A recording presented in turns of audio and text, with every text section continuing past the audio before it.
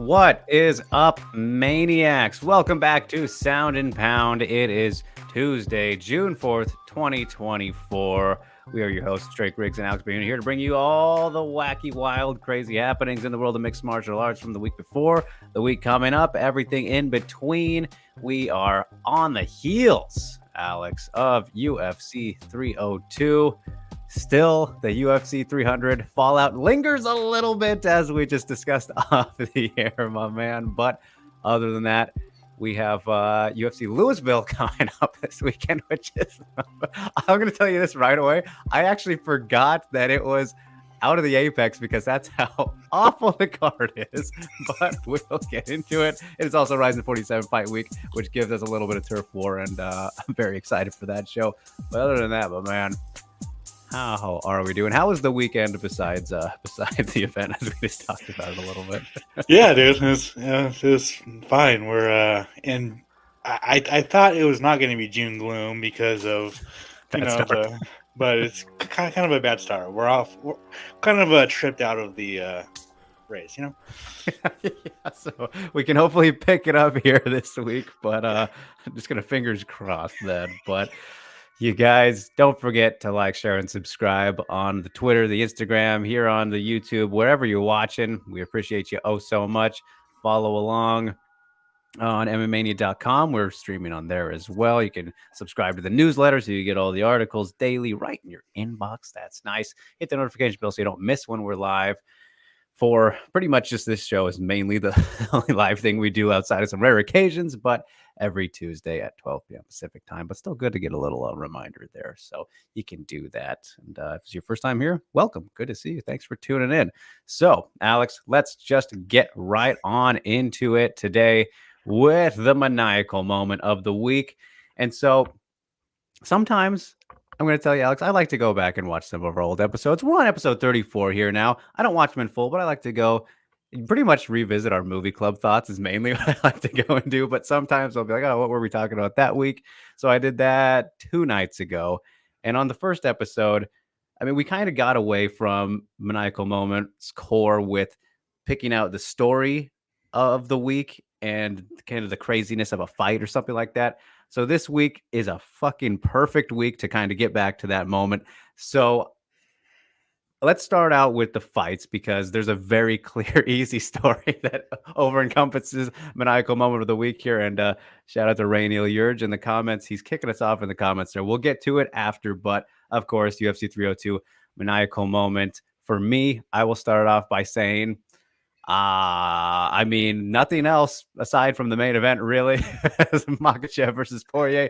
But real quick, I guess I'll give a shout out to Kevin Holland breaking Michelle Jacek's arm after getting dropped. That was pretty crazy. That was definitely fitting of this segment. Great win for Kevin Holland. I mean, just to kind of pull off that arm bar, and wanted to spare. He wanted to show mercy to Jacek, but the man didn't tap, so it was fair game. Cranked that sucker. Got a well-deserved performance of the night on a night that did not have many performances worthy of such.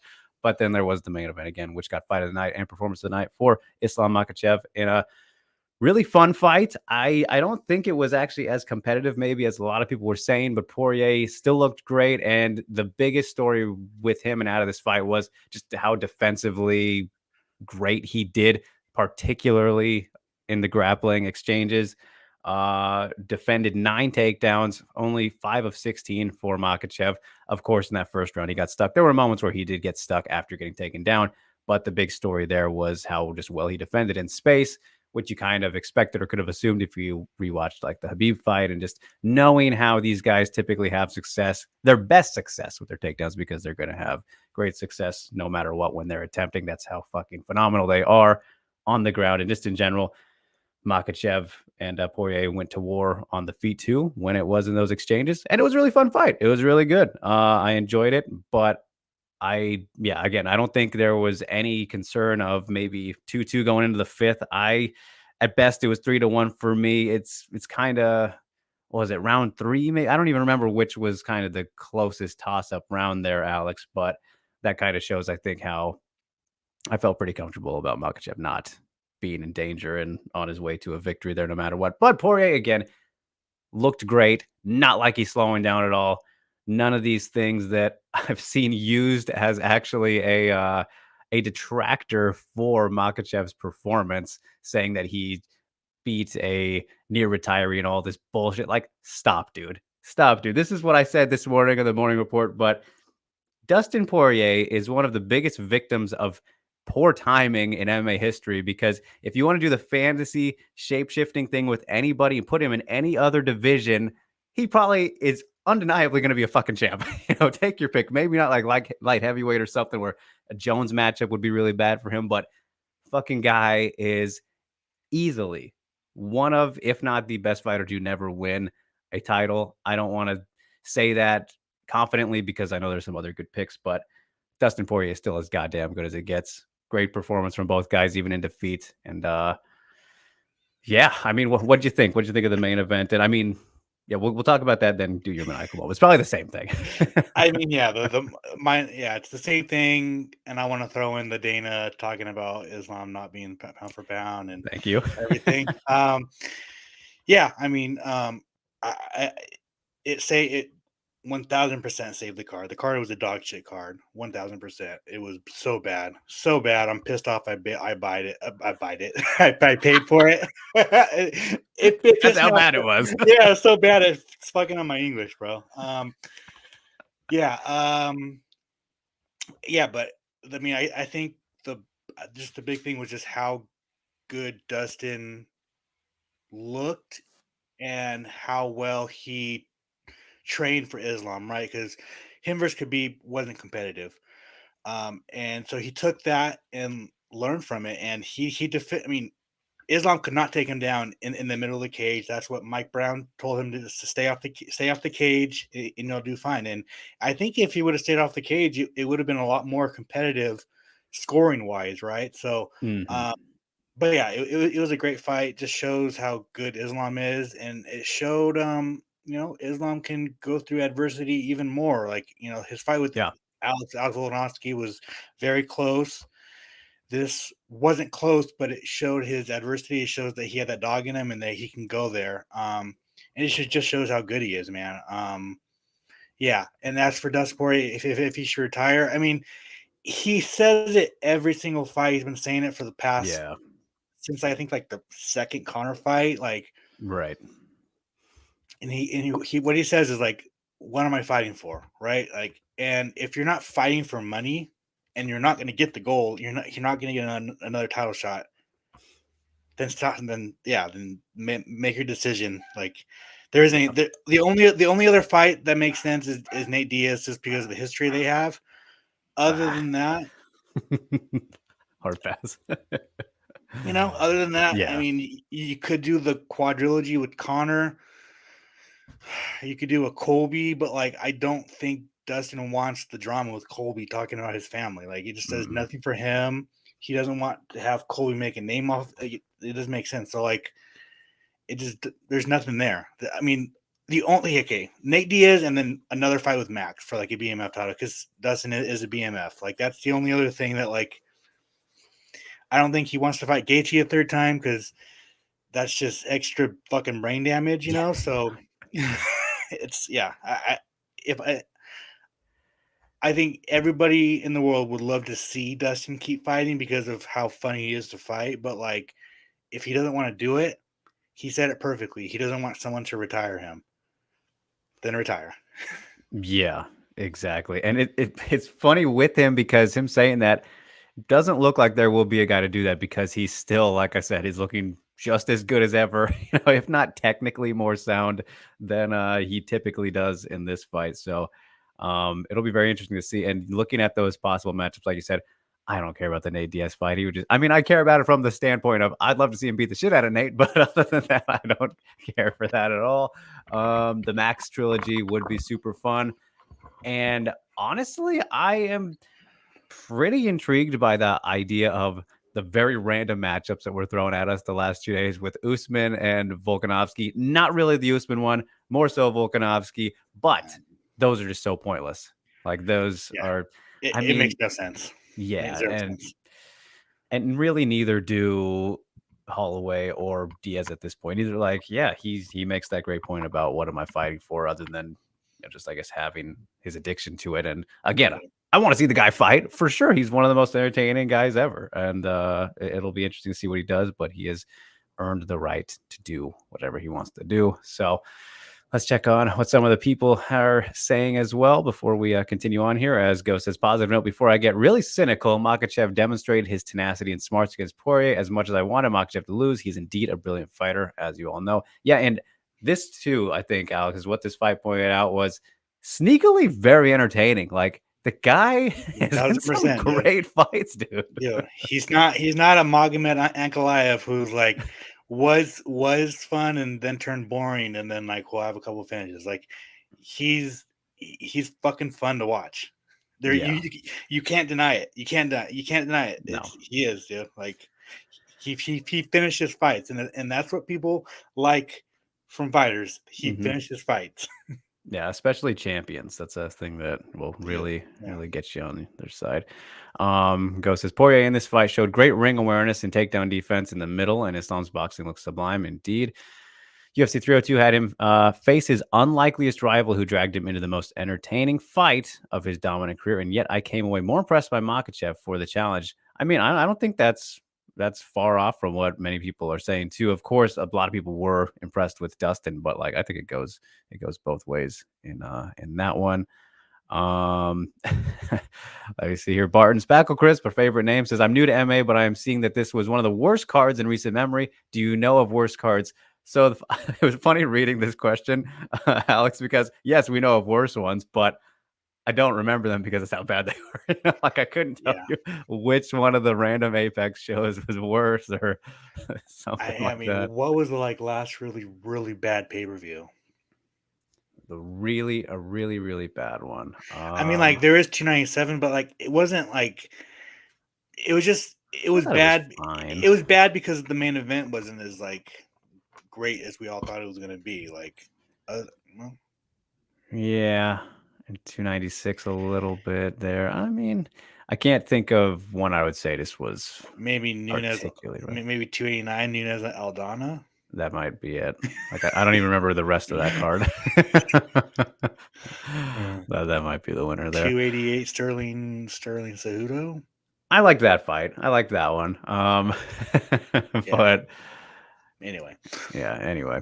Ghost says, now for the super cynical part and partly maniacal, despite the main event of 302 being really good, that doesn't change the fact the card was still dreadful. And the AI writer saying that it was unforgettable as Puff Piece is maniacal to me. I did see that, which if you were saying that fight was that card was unforgettable, I think you're just a little off base. James says, how about the fight that happened in the crowd? That fight was better than anything, not the main event. 1,000%. One of the most ridiculous crowd fights I've ever seen, Alex. That dude could have rolled off the top of the fucking... That was pretty scary. Nosebleeds, dude. Dude, roll. Yeah, that dude could have ended his life. Oh, my God. That was just the most absurd place to see a fight unfold. Way up there. Yeah. Nuts. Oh, gosh. Jin saying, why was Edwards Perez getting hyped for a UFC PI altercation? Both are objectively bad. So like the fight turned out, it was bad. Drama does sell things for me personally. I'm assuming you mean doesn't sell things, Jin, but started off on a strong foot, Alex. Started off all right. Yeah, like the grappling exchanges were very fun and but yeah, then just kind of happened after that. Just kind of petered out. I was the one that was trying to hype it up. I know, yeah, you were. I was the one that broke that story. So good observation here by Todd saying Herb Dean stopped 2 fights where fighters were okay, even with the broken arm. Well, we should stop right there. So I don't know if they're okay because of that. The adrenaline was going. They were willing to continue. He says Tim Sylvia, Frank Mir, Alastair, Chuck, Kevin Holland, maybe Herb. I mean, Sylvia's arm was fucking. He was not okay. He was not okay in that one.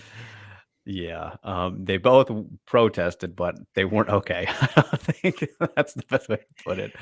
But no, I agree with you about Herb sucking and Dan Hardy screaming at him, but different reasons. Different reasons. Great calls there. So Dana, let's talk about this Dana rant. Okay. Start out because you know that I am the biggest John Jones fan that there is. Yes, you are. You in New York, Rick. Yeah, so Dana White afterwards randomly shoehorns in, like not even asked about it, prompted or whatever, how he feels. If you think that Islam Makhachev is the pound for pound number one fighter, you're insane. It is John Jones, undeniably, absolutely greatest of all time. All this yada yada. Walk into a room with the man. He's the one coming out. Saw some great tweets in response to that. Well, put him in a room with just Aspinall. You could even do it in a cage, maybe, and have people pay for it. Funny stuff there, but just very weird. Very bizarre, kind of just the randomness, I think, of it. And like, I don't know, just the wrong timing. Like, why degrade your very good lightweight champion this way? Who more people, I think, than not believe he's the number one pound for pound. I don't really put stock or update pound for pound rankings after each event. I do divisional rankings just on my own little database, but I don't know if I'd have him at one, but he's right up there. The activity thing is a big one, of course, but I it just kind of blows my mind. This is why Dana did that. It doesn't make any sense to me, man. Like, you can say that, but again, terrible timing. Terrible timing. Yeah, it was just weird, very very weird timing. 1000%. It was like, dude, he just beat Dustin Poirier. It was a great fight. The card sucked ass, dog shit card, and your champion saved that card, right? So, Yeah, give I him fucking credit after that, right, man. dude, right? Like 1000%. And I don't know if if Dana has pound for pound and goat like intertwined, like if he thinks they're the same thing, or if he thinks pound for pound is the goat conversation. Like, it's just like right now, fight like as of Yes. Monday, June 4th, 2024. You can't argue. You know, I am a John Jones fan. Mhm. I am, Yep. dude.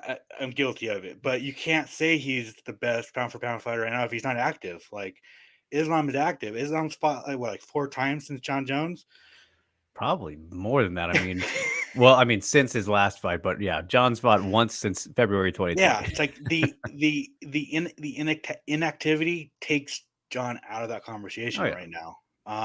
If he comes back, steamroll Stipe, makes it. I mean, it is Stipe, but like still, it's still a heavyweight champion. Like, all right, you can kind of throw him back in there, but until then, like, you can't put him in that conversation. Now, go conversation. Well, yeah. Yeah, John Jones top. It's not even comparable. But like pound for pound, I don't know if that's why I think Dana was confused on the conversation. Like, what? Like, But he started. It's like, yeah, that's what I'm saying. Is like I think he was confused about. Yeah, I don't know. I don't know what he was on about. But I like, know.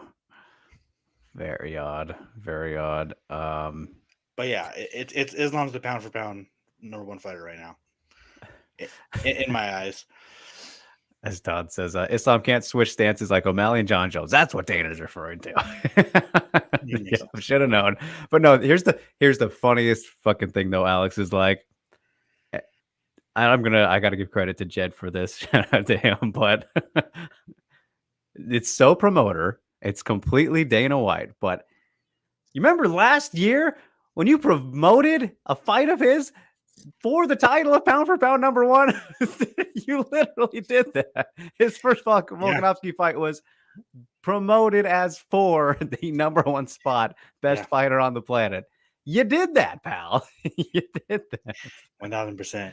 Yeah, no, it's kind of insane. The only other fighter that like I think you can argue over Islam is Alex Pereira, just because he has done the two weight divisions. Right. Like, And his that's activity too, yeah. yeah, activity. I mean, that's the only other one. The only knock on him is that he lost in his last division against Izzy. So, I think just you can't have John in this conversation with him being so inactive. Like it's just not there. Like if he was more active, yeah, of course he's like there's no one better than him, but he's not fighting. Yeah, and also the thing too about like he mentioned how he beat how Makhachev beat the featherweight champ Volkanovski and all this. I'm like, dude, you fucking made the fight. That's your like, don't Yeah. you know that you're kind of in the power position here. Just insane. Yeah, Very bizarre. and then like there was a little shade at Francis Ngannou when he When he said he beat the best guy, the best when- heavyweight. it's like I wish someone would have pointed did back he at that. really though? Did he No. really beat Cyril Gane, who was the best heavyweight in the world at the time? That was so funny. That was maybe the funniest part of that. I was like, oh god, here it is. Slipped that one in there. That went over some people's heads for sure. Oh man. But Rio asking, does Dana saying that about Islam from the Chatri playbook of trashing Japanese fighters in Japan? It's pretty similar. It's pretty similar to kind of just shooting, like downplaying your own fighters in just a very odd manner and situation. Very odd. He's been being very Chatri-esque lately, actually. So not great from that regard. But okay, well, before we get to the other side of maniacal moment here, Alex, do we have anything we want to say about the co-main event? Is there anything we want to say? My bud Sean Strickland did what he does best and just jabbed and teeped his way to a 5-round win. Yeah, that was. And I think, him, it was a big win, but I think him saying that he's going to sit out for a title shot, you're going to be sitting out for a long time. But it's got to wait for 2 fights to 1,000%, unfold. 1,000%. And DDP takes his time. He wants to be nice and prepared, which they're in that spot as champ. But yeah, I mean, the only way he might get his wish is if Robert beats Hamzat. Yeah. And then Adesanya wins. Or even DDP wins, because I don't think they're going to run back Whitaker DDP either. I think they would do Strickland over that fight. Even if he beats Hamzat, though, like that's the X factor there. 1,000. I mean, yeah, I think that's the bigger fight. Strickland is way bigger than Rob right now, and it was a more obviously it was a very close fight. Yeah, man, I think I'd be more interested though in that Whitaker rematch just since then and like how it's gone, and would suck for him. That would suck for him, but we'll see. It'll be very interesting to see what plays out with the middleweight division coming up here. But yeah, not too much to add. I just think I love how Strickland has this very, very textbook style at this point, right? Like you said, his jabs and his teeps and all that doesn't really ever break away from it, except for like these rare instances at the end of exchanges where he'll get kind of wild and just throw like complete windmill hooks or something. Or at the very end of the fight, when he decides to go throw some jumping ninja kicks and shit that doesn't make sense. Yeah, 1,000%. But it's the thing is, if you can't stop what he does, he's going to beat you 1,000% of the time. And if in the middleweight division, he's done it. The only other people that figure him out was Cannonier and fucking Dreykus, and obviously Alex Pereira, who knocked him in the first round. But like those guys are the only ones that can figure out him over the 5-round. Like he's just he's a very hard puzzle to solve because of his pressure. It's like you have to pressure him back or you're gonna knock him out. Like it's tough. Yeah, can't let that guy dictate because he'll dictate away. Which sucks. Because like that's what made the matchup on paper so fucking awesome. It's because Paulo comes forward, but he's just not that guy no more. You're not that guy, pal. You're not that guy. Great use of that quote. Jen says, I'm glad that people are starting to realize that Strickland is boring. I don't know if people really ever stopped questioning his entertainment value. It was just more so they got blinded by the outside of maybe the cage stuff, and certain matchups again created better outcomes than not. Jen says, I saw Ghost repost this, but Sean tried to do the Holloway point down and swing, but threw a flying teep against Costa and an inside low kick against Adesanya. He's everything he says he's not. That is the funniest part, though, is he doesn't at all fight the way he talks. Not one bit. So that's just an undeniable fact. We're going to go to war. We're going to bleed for you guys. To the death. Not quite, though. Hey, boy, he can sell the fight, which is it's working. The only other job you have to do other than making weight and fighting. Yeah. Todd says, when Strickland was raising his legs to block kicks, wasn't he a sitting duck for an easy takedown? I mean, for the frequency that he does that, Alex, I would feel you could get the timing down pretty goddamn good, but guess it doesn't cross these guys' minds. I don't know. Drake has tried and, had some brief success in moments, but yeah, it's such a great point, dude. Like, you're putting yourself in a flamingo position pretty much. It's very interesting to watch. Like a defined pressure wrestler, and I saw someone say this today, but like a prime Chael would be all over that, man. Like one of those guys from back in the day. Rio says, nobody in middleweight has a left hook. When Adesanya tried to throw a left hook, it looked wooden. The guy hates left hooks in a division devoid of it. There we go.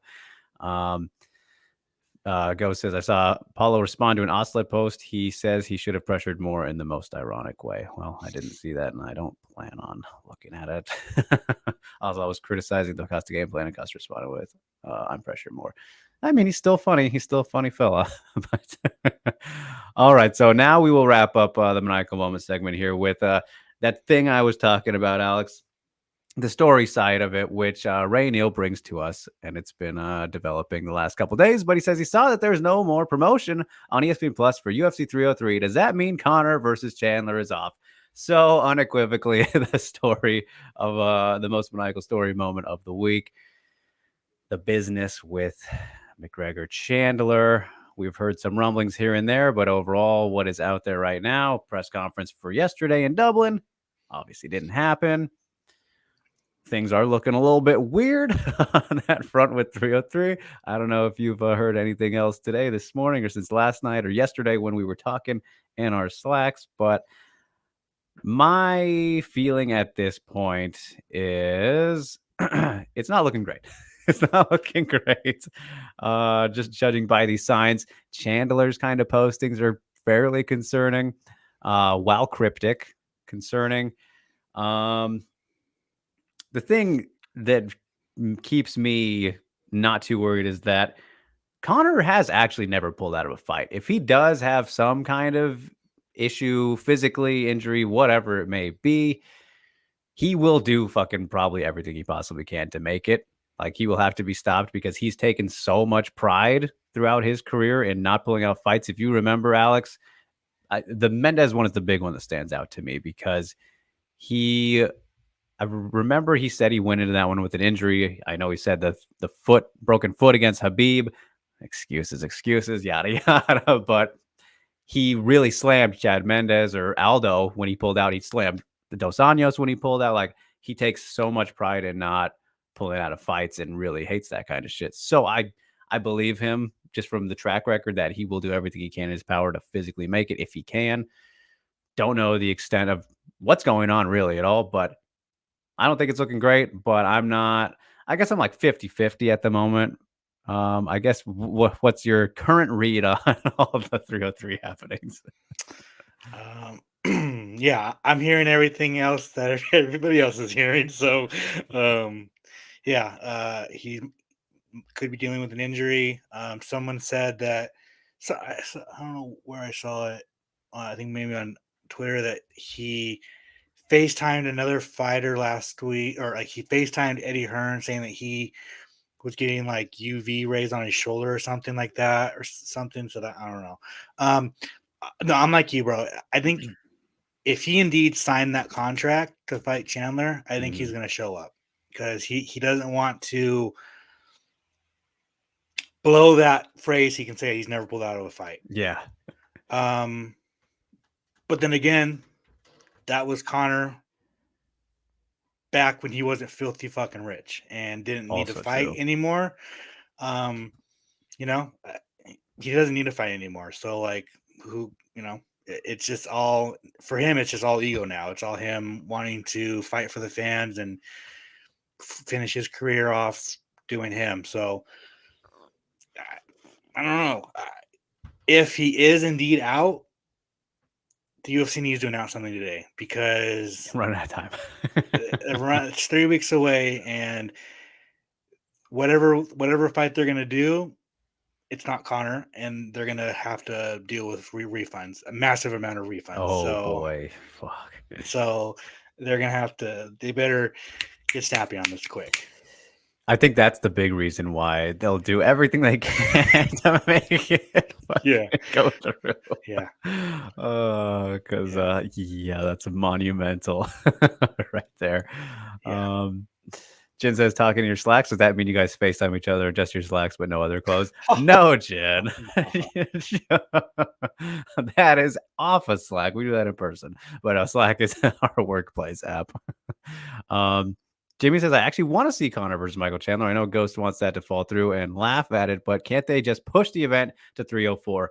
At this point, not happening. In theory, totally could, but we know that's not going to happen, Alex. They would probably, I don't know where it would fall after that. What is 305? Remind me. Is that the Perth one? It's Australia? Is Perth, yeah. Not happening there. 306 is the Sphere. I mean, wouldn't make a lot of sense. They could. 1000%. That's what Conor, master plan. He's done this on purpose. Yeah. If Conor pulls out of this fight, he'll fight the Sphere because they need. Yeah, that's 1000%. Jeez, can you imagine? And realistically, it could be even bigger. This is big ifs, but if Chandler still fights at 303, there's the speculation of course, Dana mentioned the BMF stuff at the press conference. That's no secret. He sounds like he wants to do a Max Holloway title defense. Let's assume that was Chandler instead. If he was to beat him, makes this whole thing much bigger. Massive ifs there. Massive ifs make that turnaround, all that. He would not fucking beat Max. I don't think 1000%. And Max would be throwing away his title shot against Poirier. Screws up a lot of things. Yeah. So yeah. Rio says, I'm starting to feel like Chandler is the only one that wants the Conor fight. Not even Conor wants to fight since he's on all the drugs. I mean, it's kind of felt like he hasn't wanted it for a while, but there was a USADA stuff, all that. Definitely Chandler is the only one. At this point, like I've said too, I said this months ago, but I just want to see Chandler fight anybody. We're wasting his career away totally for this. Yeah, it's ridiculous. So, all right, that will wrap up the Michael moment of the week. Another good long one. Lots to talk about this past weekend, of course, but there were some things that did fly under the radar. Maybe not a lot, but maybe a quick underrated moment of the week segment here. Alex, kick us off. Who should be getting some love that got covered up by everything we just talked about? This guy's not going to get any love. He's going to get a lot of fucking hate, and that's Dave fucking Torelli. Oh, dude. Okay. Nice shout. He should never judge. Like he's mainly a Bellator PFL judge. He shouldn't even fucking judge those fights, dude. Like how anybody can watch Paulo Costa versus Sean Strickland and give Paulo Costa 4 rounds is mentally fucking retarded. And I'm gonna say it. I keep fucking saying it. The judges are betting on fights, and I don't. They're fucking doing it, and they can get away with it because all they have to do is, all right, I'm gonna put $5 on this fight going to split decision. That's all they got to do, and then all they got to do is fucking do a little thing on the scorecards, and then it goes to split decision. That's all they got to do, and they don't got don't even tell their brother. Just tell a friend, bro. Tell a friend. Like, right.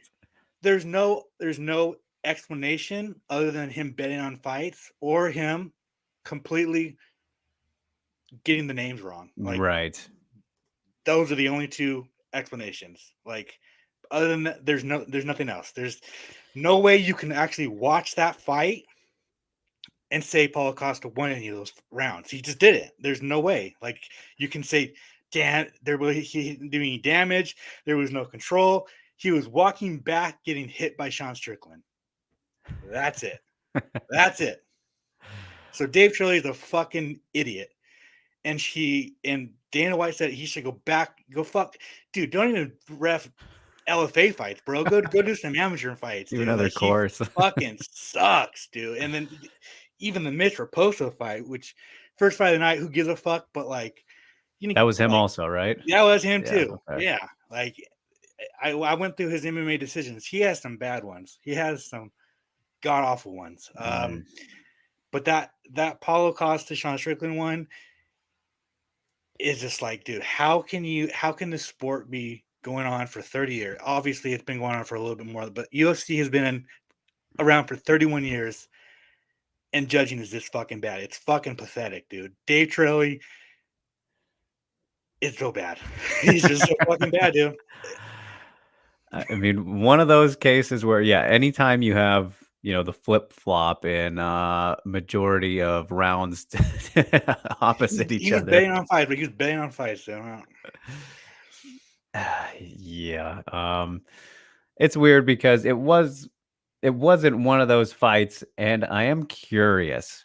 This is slight devil's advocate, not defending him, because you know me, I'm all about ragging on shitty judges. But I'm curious how the fight did look in person. Apparently, Jersey didn't do or doesn't do the monitors for the judges, which I always fucking hate that. That's the worst.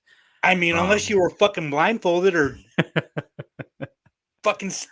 Dude, what? You're watching that fight. Paulo Costa wasn't coming forward. He was getting teep kicked and jabbed. Yeah. But he wasn't getting like his ass kicked is the thing. So that's where I'm that makes me think I didn't score it for him. He definitely didn't win the fight, but it wasn't like a super dominant blowout. I don't get the card, but yeah, it's weird. It's like if we shouldn't care about it that much with this fight. It's fucking it's indefensible. I don't give a fuck. You can go back, watch it. You can try and go back in time and sit at cage side, bro. Go find the Back to the Future time machine and go do that for me. It's indefensible. It's just you can't. There's nothing about it that like 4 rounds. He gave 4 rounds. Yeah. First 4 rounds. It's a tough time. It's a tough time. The first 4 rounds. What are we doing here? And you know that the only reason that he gave Strickland round 5 was for the ending, the knockdown. That's gotta be it. Insane. But we can close out on 4 ounces to freedom, saying Dave Trilley is actually good at the regional level, not to defend his actions. Well, go back there, bro. Yeah, go chill out there. Go to your CFFC cards and the fuck out of here, bro. Right. Rio says, my friend Jesse from Cagecraft podcast said that he scored Costa for Strickland 30-27 Costa, 30-27 Strickland, and even though he's only one person, that doesn't make any sense. I think that's just trolling us there with that one. Yeah, that's funny. Good joke, but I did see. I think it was on one of Ghost's tweets, but somebody was like, I actually scored that fight a split decision. And then he was like, but you're one person. How does that make sense? He's like, I'm also an idiot. Like, oh, thank you. Yeah. Ghost says, Dave Trilley is going to be punished by being forced to watch a DVD on scoring criteria. Then he will go back to scoring another pay-per-view event. Exactly. Bro. Okay, Rio, that's what I thought. But, Rio, that was a good joke. That was good. Fucking bravo. All right. And then for my underrated moment of the week, though, I mean, Gelton Almeida, he did the thing. He submitted Romanov. Good for him. It wasn't a long drawn out, worrisome fight as we thought. Submitted the guy. He did the thing. So the only really other thing fight wise. Yeah, so that's all I gotta say about it. But good job, Gelton. Still got some work to do there, but all right, now let's get out of this past week. Let's move on to the Mania main line. Doesn't get a whole lot better in the UFC, but UFC Louisville coming up. RIZIN 47 fight week. which that's where the goods are. I'll start out with you, Alex, because I'm very curious to hear what what you are looking forward to. What tickles your fancy this week, outside of course, the top two fights. Yeah, I don't give a shit about the main event, to be honest. I think the main event makes the Neither card do I. worse. Yeah, I think it makes the card worse. But other than that, like, there's a lot of fun fights I'm actually looking forward to. I'd say I'm very curious with the Puna versus Miguel Baeza, because Puna's dropping down to welterweight. Miguel Baeza has been out. I've been in Action Couture most of Puna's fight camp, and dude, he looks Good. he's looking good. He just looks he's pretty yoked. He's shredded. He just looks like a mini version of Puna because he's going down. I mean, he was always a thick middleweight.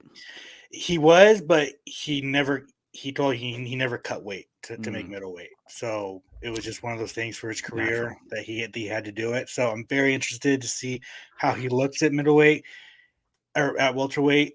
Also, I like the fight, but I hate the fight because loser's probably getting cut, and I like both those fighters a lot. So there's that. Dominic Reyes versus Dustin Jacoby. Dustin Jacoby's like not a knockout artist, so like, but maybe in this fight, like this is the ultimate do or die fight for Dominic Reyes, right? Like it has to be. If you lose to Dustin Jacoby, who was a ranked light heavyweight, right? To be fair, yeah, but he's like not a one punch knockout guy, So Rosas versus Tercios, fine. Bruno Ferreira does Dustin Stolfis. I don't know why that's on the main card. They must be thinking Bruno's gonna knock Dustin out. I'm a big Zach Reese guy. I think he did go to the UFC a little bit too quick after the Contender Series, after Fury. And Julian Marquez, he's on the first losing streak of his career. Thiago Moises versus Ludovic Klein, very fun fight. Radke versus Praetis, really good fight. So there's a lot of bangers on the fight, like bangers on the card that I'm really looking forward to. It's just the main event. Like, I could not fucking care less, dude, at all. 1000% no. Yeah, I hear you. I just Cannonier just doesn't do it for me, man. He just really does. It's mainly him. Like, I'm fine with Imavov, but I just Cannonier fights don't do it for me. So all right, you touched on actually way more than I expected you to. So that's good, because I definitely was not. I got more on the RIZIN side. Surprise, surprise. I like that you mentioned Baeza versus Puna. That was one I have on my list here, and it's just kind of crazy. I think looking at Baeza's career, and he was like such a hot prospect for a minute there, man. Like, you remember the Matt Brown fight, and the come up, and then 3-fight losing streak. All of a sudden, two stoppages in a row. Just it takes one loss or moment to snowball into fucking an avalanche. It sucks, because I was pretty high on the guy, and then here we are now. He's back against the wall. It's just the definition of MMA's fucking hard, And this is a tough matchup, I think, assuming Puna looks better, at this weight class too, and just a tough guy in general. So I'm very curious to see how that one goes. Tough fight. Yeah. Then I am pretty intrigued by all the ladies' fights as well, so I'm just going to kind of lump them together. But Andrea Lee, MDLR, that's just more to see kind of loser leaves. I can't believe Andrea Lee's kind of getting this shot, but you want to talk about do or die, 1,000,000% for her in that regard. Mora versus Gomez, that's a great prospect battle. I'm very much looking forward to that one. Both have looked very solid up until this point. Then Rayani Dos Santos and Tomar kicking off. That'll also be first Indian female fighter, correct? Yeah, making history, Pooja Tomar. So shout out to her, getting the ball rolling in Louisville. You take the first Indian fighter to Louisville, Kentucky. But yeah, of course, for me, it's pretty much the entire RIZIN 47 card here, Alex. This is a good one, and I'm just going to spoil it here for you. We can kind of combine this, but for Turf War, I don't think it's too close for me personally, because you look at this card. I'll just lay it out for you. At the top, we got Kyoji Horiguchi, Sergio Pettis 2. We got Kleber Koike versus Juan Archuleta. We got Kazuki Tokodome versus Sho Patrick Usami, going to be a banger. Spike Carlisle's back against Kyung Po Kim. We got random heavyweight fights, always fun. Koji Takeda and Shai Delayev. Johnny Case is back as Bay Noah, Genji Umino, Mamoru Full Swing. I mean, goodness. And it's a nice, comfortable, like 9-fight card. That's going to be, I am very excited for that one. So, real quick before we do our predictions on the main event and I guess the co-main event too of Louisville, I want to get your thoughts though on the main and co-main for RIZIN 47. Alex, what do you think is going to happen in Horiguchi Pettis 2? Same thing minus the ending. I mean, yeah, I think so. Like, it's tough because like I was never like a Sergio Pettis believer, right? Like, yeah, until he got to Bellator, really. Same with me. And like even when he got to Bellator, like he had some really good wins. Obviously, knocked out Gooch, but like I don't know. I've never thought. I don't know. Just was never my guy, you know. Yeah. So yeah, I think Gucci. I think he's gonna go unanimous decision. And then in the co-main, Juan back at featherweight. That's interesting with the weight change there. I think as long as he doesn't play around on the ground, he should probably be clever. Yeah, I'm kind of the same thought with you. Yeah, so very much looking forward to that one, though. I love both of those guys. That's one of those fights where sucks that they got to lose. But shameless plug for Broaden Horizon episode 39, both Kyoji and Sergio on that one. So check that one out, you guys, this week if you haven't yet. Gonna be good. Very excited just to see that rematch in the RIZIN ring. That's always a good time. But yeah, then as for UFC Louisville, I don't for the main event. I don't really know how I see the fight playing out. Like, I think it's gonna probably be pretty close. Probably not gonna be good, but it's gonna be competitive. I think for Imavov, got to use the length, fight at distance, kind of rangy striking affair. Other than that, Cannonier can kind of do Cannonier things and maybe thump him up in tight. But if I had to pick, he'll probably win the split just because he does that. But I don't have too much depth to say about it because I just don't care too much. How do you feel in terms of prediction? I just feel like if Cannonier is the same Cannonier, the last time we saw him against Vittori, he'll be even off. But like we have to start thinking like when is he gonna become 40? You know, like when is the age, when is the number 40 gonna hit this guy in the head and say, bro, you're old, you know? Like, yeah, that's a good point. So until I see that, I'm gonna pick Cannonier. Yeah, that's totally fair.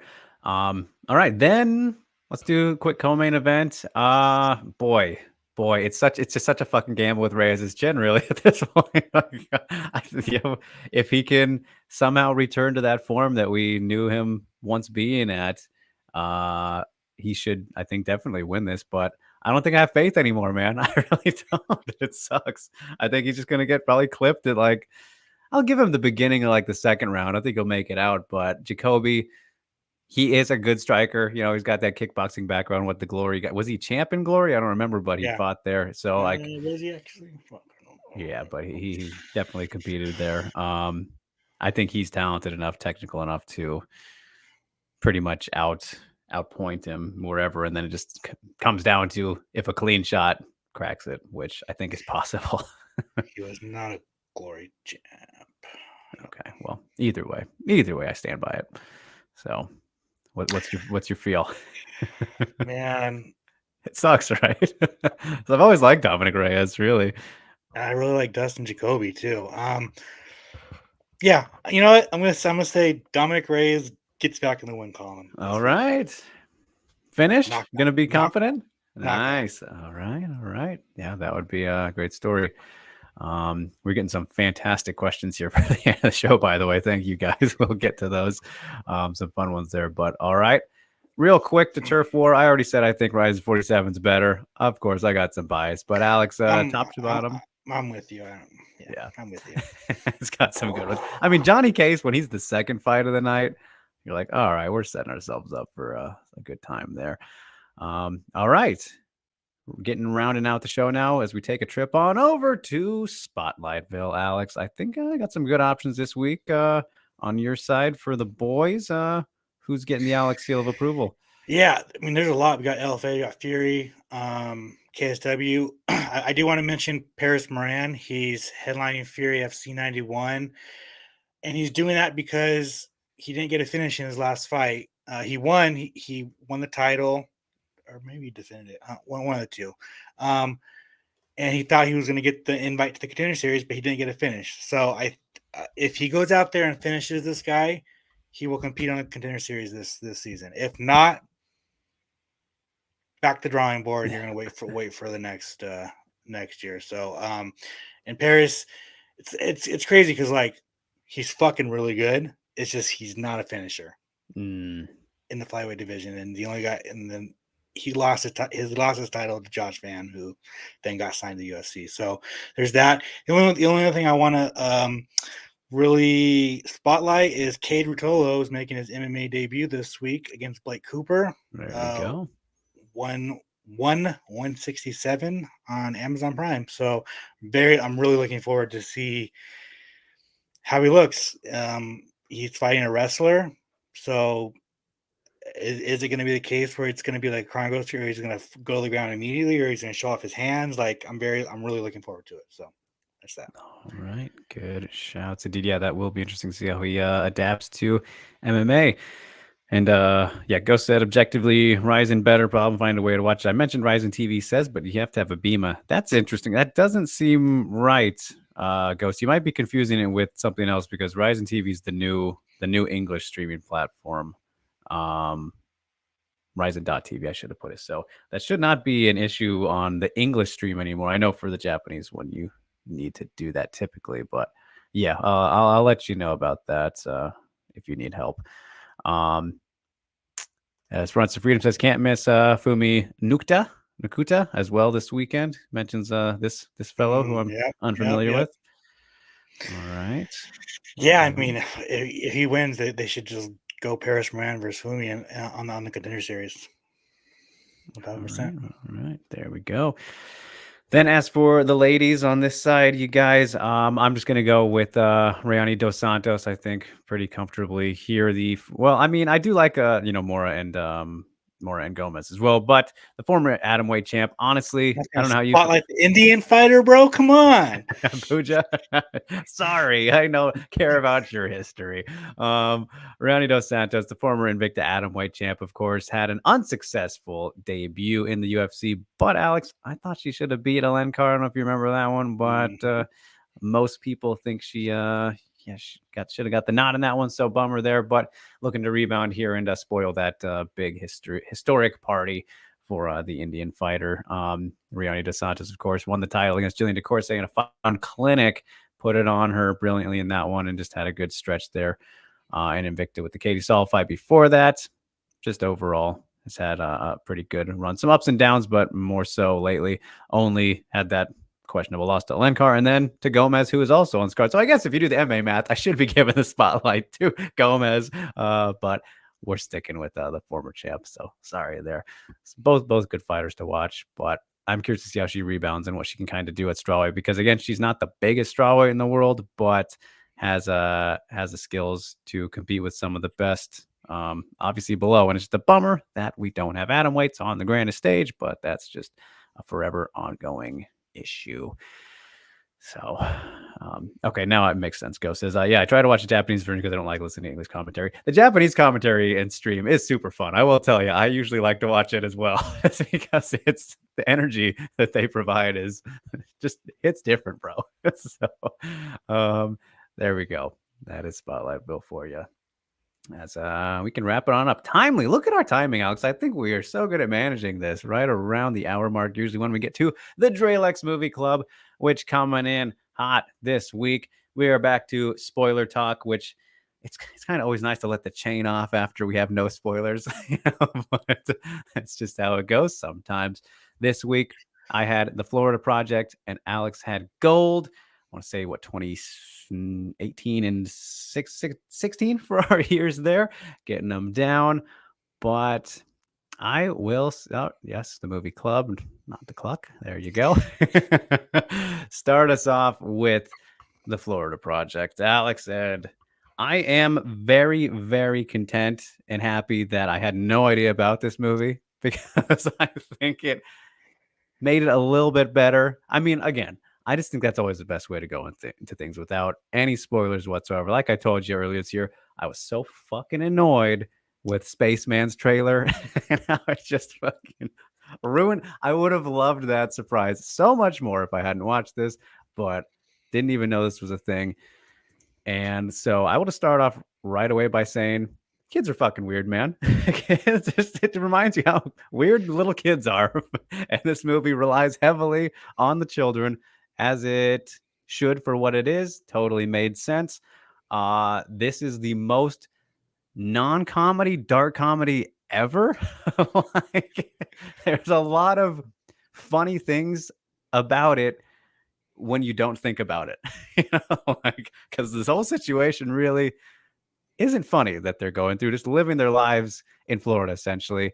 I want to, it doesn't say, but I'm assuming Orlando because of the Disneyland element, or like around there. Disney World, excuse me. Yep. Yeah. So like right by it pretty much. All the ice cream stuff was super gross. That was really gross. Didn't like any of that, but it continues to hammer home what we're working with here. A family living in a motel, pretty much. And I gotta say this, Alex. Bria Vinite, however you say her name, Vinayate, whatever.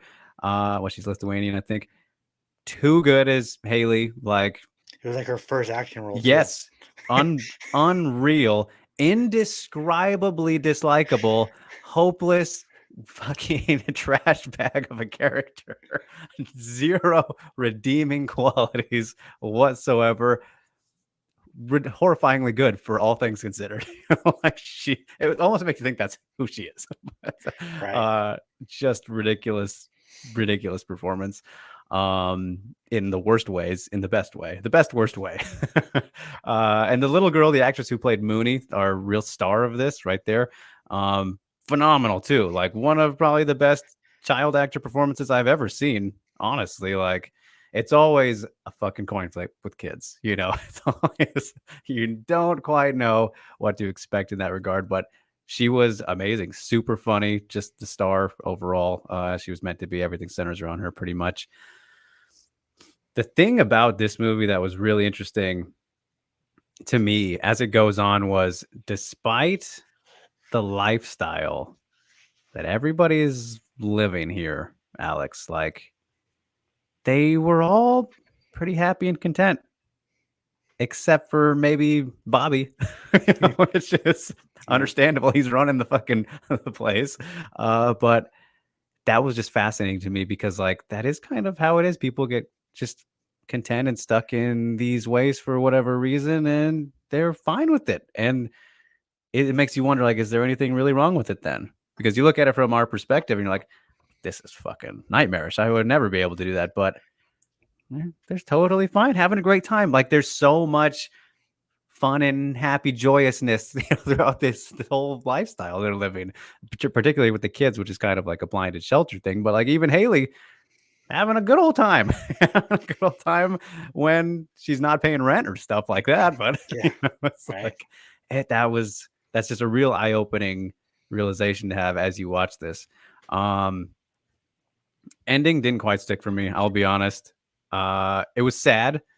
It was kind of a sad but little overly dramatized, I think. I don't know. I don't really know how to describe it, but it really hits you though with, this is the chain of these mother-daughter cycles. It shows you that's how we get Haley's. Yep. And I was like, so that element I liked of it. The way it was portrayed didn't really work for me, and like, them running away to Disney World was, I don't know, it was kind of corny. I thought, you fucking Grinch. I know. But again, the message it sent there with, this is how we get there, was good, I thought. Despite that, all that, I think it was kind of still a 6 out of 10, really a strong 6. But the reason I say that though, Alex, is we talked about unforgettable movies that you watched recently. I kind of forget about this one really easily. Like I watched it actually last Tuesday, the same day we did our last podcast, and it just kind of escaped me. Like it all comes back to me now, and when I forced to think about it, but it's just not a very memorable movie. I think because it's just about a shitty people, shitty lifestyle. I think it's totally worth a watch though, because of some of the things that I touched on there. But yeah, a very very sneaky kind of hidden gem in a sense. Even though I still don't rate it super highly, but this was a nominee that year, wasn't it? I William looked it up. Dafoe. William Dafoe got Villain. was nominated for Best Supporting Actor, and I think it got Best. Let's see. No, it didn't get Best Picture, but I remember people were pissed off that it didn't get nominated. It got snubbed. I mean, I think I'm probably fine with that. But Bria 100% should have been fucking nominated. Like that was a snub, no doubt. Again, just that's the best way I can describe her is indescribably unlikable. Like I fucking hated this bitch. She is just not a person you ever want to be around in any sense. Rio asking what I think of Willem Dafoe. He was fun. Like he was the good guy of the whole movie easily. Like, of course, the pedophile scene was like, hell yeah, man, fucking get this guy, get this guy out of here. Yeah, I enjoyed him. There were moments where, he showed a lot of empathy, and I was just like, dude, just fucking kick him out. I would have been way harsher. But like you say that, and you don't really know until you're in the moment, I guess. So he was absolutely the heart, the good guy of the movie. So he was great as always. Willem Dafoe, he's a fucking legend. So not surprising there. Did this movie make you feel uncomfortable watching Haley's sex work scenes? So I didn't really catch on to that till it was kind of blatantly told you, but yeah, that was like, oof, okay. So again, just rams home everything about what I already said. So it was yeah. Ghost says, I actually tried watching the Florida Project myself for the movie club. This felt like the way they were just living out their normal lives, and I looked up the genre, and it was a slice of life. Yeah. I saw some very minor similarities, Alex, to Moonlight, just kind of in terms of sure, 1000%. Yeah, setting and things like that. So again, and that's a movie. Again, I didn't rate super highly, but I think is totally worth watching. And the messages in some of these are maybe the strongest points, but totally worth a watch. Again, not the most memorable movie, but it'll sit with you right after, no doubt. So, Right. I am glad to have seen it. So, there we go. Sweet. Now let's move on over to gold. What'd you think of this? Matthew McConaughey getting into a method role. Look at him, dressing up, gaining some weight. Yeah, I just feel like it was okay. Why you watch this movie is because Matthew McConaughey. Mm-hmm. It was another 2 hours long movie that felt long, and it's like, how do you make a movie about fraud boring? Like it just, yeah, it just. I remember watching. I remember I was going to go to the movie theater for this one time when it came out, and then I think we went and saw whatever movie it was up against that weekend. And just whatever, and I was like, I've been wanting to watch it, but like something just was just like, you don't have to, you don't have to. Right. Yeah, I mean, the story was like it was interesting, but it was just like getting to it was just like a boring kind of slog in a sense, and like you're only watching McConaughey just kind of have fun with the performance. He got fat with the receding hairline. Right. It was just kind of like it's just a masterclass by him again. Yeah, I wish Bryce Dallas Howard had more to do in the movie. She's just like there. Oh, funny. Yeah, right. Yeah. So, you know, it's good. It's like a solid watch. It was just kind of like a long. It was just I did like feel that. I yeah, remember. yeah. Like 2 hours isn't like 2 hour a 2 hour movie is fine with me, but like Yeah. it was a boring 2 hour movie about fraud that was not interesting. So, but with all that being said, it's still a solid Mhm. 6.57 out of 10 movie. Yeah. And it is kind of like a crazy story, like It is, and I went back and, like, looked at, like, a lot of they, like, changed the time period to the '80s when it was, like, the '90s, or maybe it was after reversed, and then, like, mhm, there's a lot of the stories that they kind of fabricated to make it seem more crazy, like, right. so It's kind of funny too after bringing this one back up and remembering it after watching American Gangster and like the similarity of just kind of the overseas kind of part, right? yeah, That element there, and just that's what people do in yeah, fraudulent situations. right, 1000%. But yeah, I just can't. I love me some McConaughey, so in that regard, he's always a fun time. As Rio Yep, says, I feel you. 1000%, I wanted to like, look at my phone. that's, like, the real true thing is, like, if I'm, like, trying to play a fucking game, my little matching game on my phone, the movie does not get me, so Not hooking. All right, all right. so, Well, yeah. I'm glad to have checked it off for you though, because again, Yeah. I think good to get it And from that. it wasn't a shit movie, this is, you know what I'm saying? So, you're finally Yeah. you're finally out of the doghouse on that. Well, don't worry. I refreshed the list again. I'm trying to be better about it. So there's some good ones in here. But all right, that gets me excited then to talk about this coming week because we are in kind of that period where we're waiting for some things. But Alex, I will tell you, I did look. I did look at what's going on right now.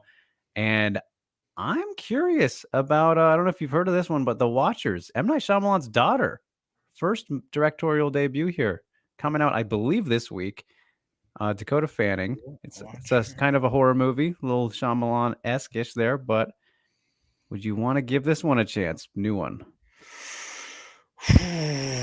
Um, I mean, that's the fun of new ones. It's a gamble. yeah, Did you even know about it? Is this news to you? yeah, no, I didn't know it was coming out this quick. I think it is. We should double check that real quick. June 7th. Yeah, it is. Okay, I thought so. Yeah, fuck it, I'm down. All right, there you go, you guys. So, Well, The Watchers. I did watch the first Omen this past weekend. Fucking very good. All right, all right. Yeah, Is it's that scary. It was scary, dude.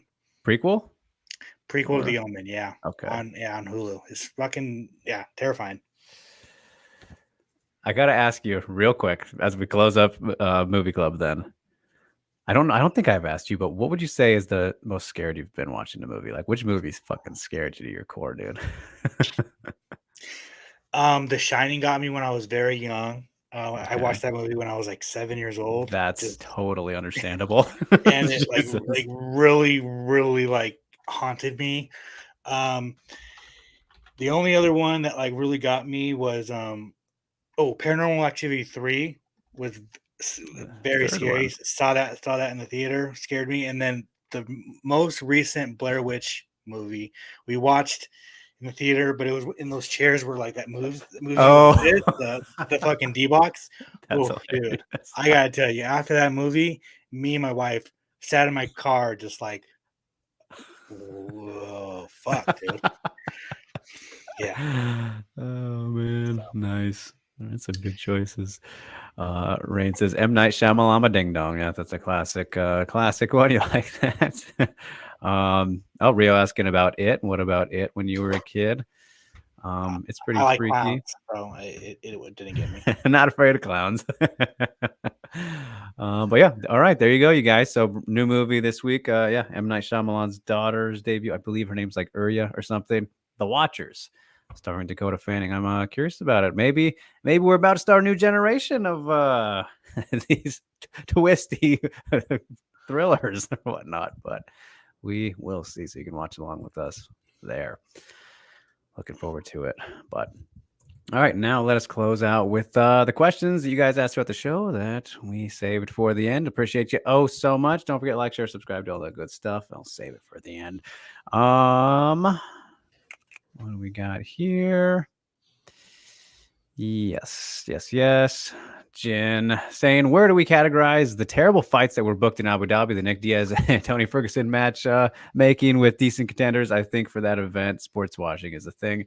Well, I mean, all the ones over there are questionably that. I mean, I think the obvious fight was Nick Diaz versus Tony Ferguson. Like, it made all the sense in the world.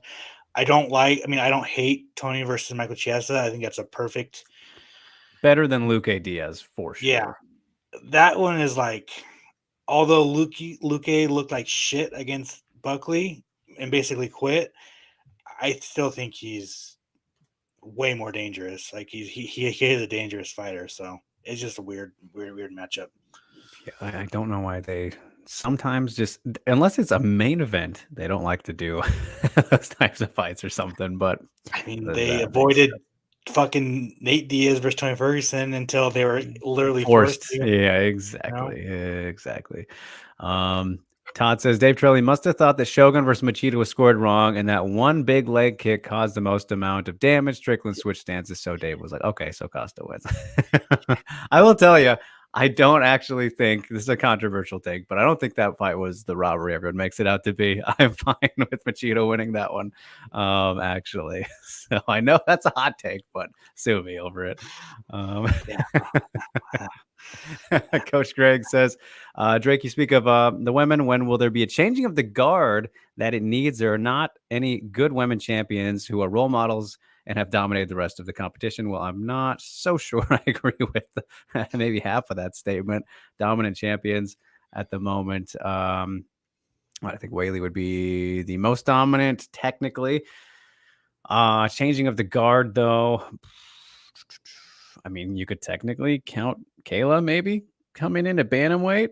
That's what comes right to mind. Yeah, Kayla. I mean, I think Alexa Grasso is a really good role model for Mexican. Yeah. Like, million%. Everyone has glowing things to say. Yeah. Like and like she speaks to like the little Mexican girls, you know. So yeah, it's great. Yeah, undeniable there. So yeah, I think I'd have to think about that one a bit deeper, Greg, but that's what comes right to mind. James asking, is this one of the worst years for pay-per-view and fight night cards? They had some bad ones in the FX era, but this year seems to be the worst in the ESPN era. I think you're probably right. I think you're probably pretty bad. Yeah, it's pretty bad. Outside of 300, it's a rough time. Rio asking, can we get Alex's opinion on the pendant blocking radio wave sponsor? So yeah, I still haven't looked into that. They asked me about it on my personal stream, my gaming stream this past week. But do you know anything about this? No, but I'll get back to you on that. Okay. Pendant blocking. The airwaves thing or whatever, some weird sponsor they just agreed to. I don't know. Barton asking, what is the difference between analysis and studies? I follow Ghost here on the YouTube and he calls it studies, but I also follow Dan Tom and he calls his work analysis. What's the difference? So I think studying is something you do to prepare for your analysis, right? You're studying things, maybe off camera or whatever. You're bringing in the knowledge and information so that you can analyze it in an outward manner. That's kind of how I view it. Projection there. So perfect. Thank you. Synchro says, thoughts on Marlon Moraes becoming a cop? Should we be concerned about it? Yes, 1,000%. Yeah. If you wanna rob a fucking watch store, just punch Marlon Moraes and you're good to go. Man. I did not see the second half of that question when I started that. Yeah, 1,000%, dude. That's hilarious. Congrats to Marlon, though. Jersey Lee, are you too familiar with the boxing event from last week? Wilder washed for losing to the hard-hitting southpaw Jay Lee. What do you think of the Queensberry versus Matchroom idea for other combat sports? So we'll start off with the first half of there. Yeah. What do you think of that, Alex? I saw the highlight. You know, I'm not a boxing guy, but Wilder seems done. Bad knockout. He just doesn't seem like he's motivated or. Yeah, I hope he calls it a career because it's just more and more is going to happen like that. Unless they want to do like an Ngannou versus Deontay Wilder, whatever fight, I'm down for that. But I think at this stage, I think Francis might even chin check him. And then I like the 5 versus 5 boxing things. I think Oscar De La Hoya is trying to do it against top rank later this year. Yeah, those kind of things are always fun. And Wilder's like, actually older than you realize, right? He's like near 40-ish. I think he's already 40. Okay, so yeah, you kind of always forget because he looks like a pretty fucking young guy still. He's in great, physical shape and health and all 38, that. 38. Okay, so getting close. Then Huang Zhang, closing us out here. Why don't the UFC use a pay-per-view model outside the US? That has always been something that I've wondered about. I think it's a convenience thing, really. I don't know kind of the specifics of how that distribution works. I mean, so here's the thing. Technically, they do, right? It's still a pay-per-view. It's just they get it for fucking way cheaper. It's like $25 in most places. So VPN is your friend in that case. But yeah, they technically still do. Some places I know. I don't know if there's just a purely Fight Pass thing. I think Brazil might actually even be just through Fight Pass only. But yeah, there's some kind of places that are unique there, Huang. But I think that's all economical and logistical stuff for sure. They just go by whatever makes sense. And for the Americans, they can charge us as much as they want. It's always going to be the case. So, yeah. But all right. On that note, you guys, we will wrap it up. Another episode of Sound and Pound in the books. We appreciate you so much for hanging out with us. As you do, you can follow us, like, share, subscribe, do all that good stuff. At DrakeRiggs _ Alex Behunin at MMA Mania on all the platforms. You know where to go. We will be back next week as per usual. Alex will not have UFC Louisville stuff this week because it's in Louisville, but what can we expect, my man? Shameless plugs for you. Yeah, all my tidbits. And I have a prospect of the month coming out early this month. I usually do them in the month. Doing it early this month. The best female fighter prospect in Australia. Check it out. All right, there you go, you guys. And I have just dropped the interview with Yasmin Najera, one of those top flyweight prospects coming up right now. Great stuff. Check it out here on the channel, on the website. Then next week, I will be dropping my chat with Melissa Balick, who makes her MMA debut in PFL. I mentioned Broad Horizon 39. Catch that this week if you haven't yet, before Horizon 47. Potentially, we'll do a watch along on the channel. Haven't quite figured that out yet. We will see. Stay tuned for it. You will know where to find it right here, of course. Other than that, some things in the works, but you know where to find it. So until then, you guys, stay safe, stay sane. We will see you next week. Peace.